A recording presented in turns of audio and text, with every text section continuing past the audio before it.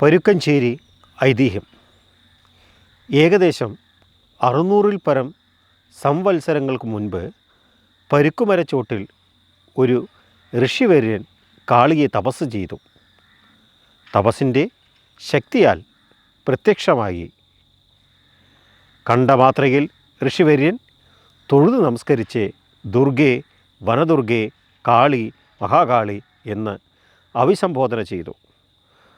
വരം നൽകാമെന്ന് പറഞ്ഞപ്പോൾ നേരിട്ട് കണ്ടതിൽ ജീവിതം സഫലമായെന്നും ദേവി ഈ കാട്ടിൽ താമസിക്കണമെന്നും പറഞ്ഞു.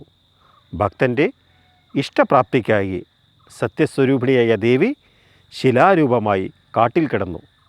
വർഷങ്ങൾക്ക് ശേഷം വിറക് വെട്ടുവനായി പുലയച്ചെറുമൻ ആ കാട്ടിൽ കടന്ന് തൻ്റെ അരിവാൾ കല്ലിൽ മൂർച്ച കൂട്ടാനായി ഉരസിയപ്പോൾ കല്ലിൽ നിന്ന് രക്തം പൊടിഞ്ഞൊഴുകി. ഇത് കണ്ടു പേടിച്ച പുലയച്ചെറുമൻ നാട്ടുപ്രമാണികളെ അറിയിച്ചു. അവർ വന്ന് കാഴ്ച കണ്ട ശേഷം രാശി വയ്ക്കാൻ ഏർപ്പാട് ചെയ്തു.